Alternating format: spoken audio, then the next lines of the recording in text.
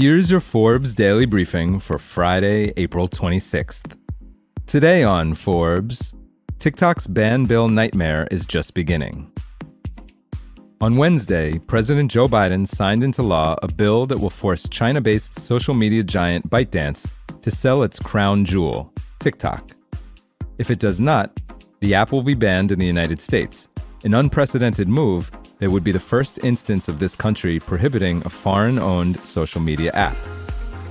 Biden and the White House have emphasized that banning TikTok is not the intention of the legislation, and that instead, they simply want the app to keep operating here under a new American owner. Case in point, the Biden campaign recently joined TikTok and plans to continue using it to reach voters. But a consensus is beginning to emerge that unraveling TikTok from ByteDance will be all but impossible. Forbes reporting on the platform, used by 170 million Americans, has also repeatedly shown just how entangled the two companies are, with much of TikTok running today on ByteDance tools, that is, its own versions of Microsoft Office, G Suite, Salesforce, and the like, built years ago by engineers in China. That has given staff at both companies, across the US and China, broad access to sensitive information about American TikTok users, TikTok creators, TikTok advertisers, and celebrities, politicians, and other public figures on the app. Employees, too, have described extensive overlap between the companies. Former TikTok employee Joel Carter, who says he was wrongfully terminated in August, told Forbes, quote, "I will say that no mistake that ByteDance and TikTok are one and the same.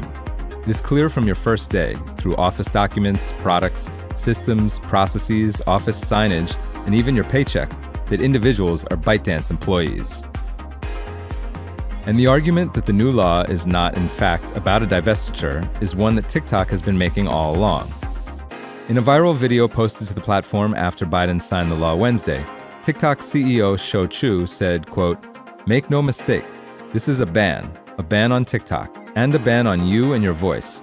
Politicians may say otherwise, but don't get confused. Many who sponsored the bill admit a TikTok ban is their ultimate goal." The passage of the law targeting TikTok, which was tacked onto a broader package providing foreign aid to Ukraine, Israel, and Taiwan, is the close of one chapter, but the start of the next, what is likely to be a protracted legal battle over the future of the wildly popular app.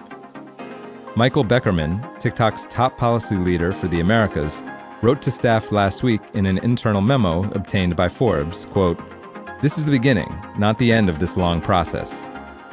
He called the bill, quote, "unconstitutional" and, quote, "unprecedented." He added, quote, "We'll continue to fight, as this legislation is a clear violation of the First Amendment rights of the 170 million Americans on TikTok and would have devastating consequences for the 7 million small businesses that use TikTok to reach new customers, sell their products, and create new jobs. Together, let's do our best to stay composed and focus on the business."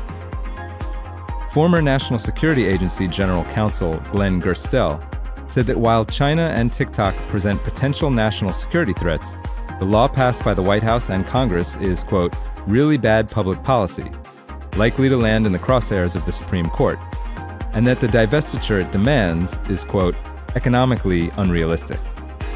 He told Forbes, quote, "There's no way to take the US piece out of TikTok and sell it to someone. China is never going to allow the algorithms that make TikTok what it is, the sophisticated app that became the world's most popular app in just 2 years, to have a new non-Chinese owner, which would then completely kill the value of the rest of it. There's no world in which this makes economic sense, and no one's going to buy a TikTok in the US that doesn't have the algorithm." He added, quote, "The very thing that makes it valuable is exactly that which is not for sale."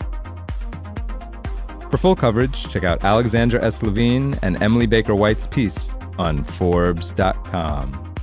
This is Kieran Meadows from Forbes. Thanks for tuning in.